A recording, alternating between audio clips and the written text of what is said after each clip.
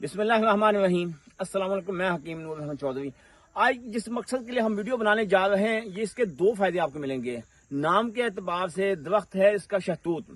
शहतूत के फल से सभी लोग वाकिफ हैं, इस्तेमाल भी करते हैं, मगर इसके पत्ते का फायदा क्या है वो मैं आपको बताने जा रहा हूँ। जो लोग कहते हैं ना इसका हम कहवा इस्तेमाल करना चाहते हैं, इसके आपको दो रिजल्ट मिलेंगे। एक, गले में सोजिश है, आवाज बैठ गई है, उठते बैठते चलते फिरते खांसी का हमला शिद्दत इख्तियार कर रहा है, तो आप 7 पत्ते शहतूत के, अभी मौसम बहार आने वाला है, इस वक्त मौसम खिजां का है, मौसम बहार आने वाला है, इस वक्त पत्ते आपको मिल सकते हैं।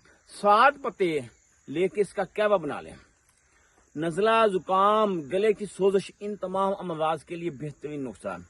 फिर इसके अलावा उजलाती खांसी के लिए नहीं, उजलाती शुगर के लिए। खांसी भी 2 किस्म की होती है, एक एसाबी है, एक उजलाती है। अब दूसरा फायदा जो हम आपको बताने जा रहे हैं, ये उजलाती शुगर के लिए, जो यानी कि गर्मी वाले मजाज की शुगर है। उजलाती का मतलब होता है जो जिनका मजाज खुशक और गर्म होता है, उन लोगों के लिए इसके पत्ते का कहवा इस्तेमाल करना ऐसे ही है जैसे सोने का कुश्ता इस्तेमाल कर लिया। उजलाती पेशेंट के शुगर के मजाज वाले इसके 7 पत्ते इस्तेमाल करें। यकीन जानिए पहले महीने आप मेडिसिन को एक साइड पे कर दें, इस पत्ते को एक साइड पे कर दें। अगर आप सुबह शाम इस्तेमाल करते हैं, मेडिसिन कोई भी इस्तेमाल करते हैं, हिकमत के इस्तेमाल करते हैं, एलोपैथिक के इस्तेमाल कर रहे हैं या होम्योपैथिक मेडिसिन इस्तेमाल कर रहे हैं, आप 2 टाइम इस्तेमाल कर रहे हैं, इंसुलिन इस्तेमाल कर रहे हैं, आप 1 टाइम इसका कहवा इस्तेमाल करें, दूसरे टाइम मेडिसिन इस्तेमाल करें।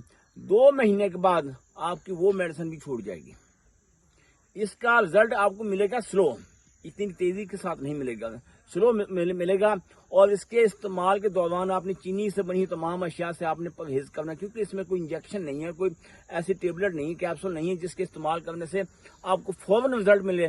आहिस्ता से मिलेगा, हर्बल नुस्खा है, मगर इस बात को मैं आपको यकीन बताता हूँ, इसके इस्तेमाल करने से आपके लबे को ऐसी तकवीयत मिलेगी, वो अपनी इंसुलिन खुद पैदा करेगा।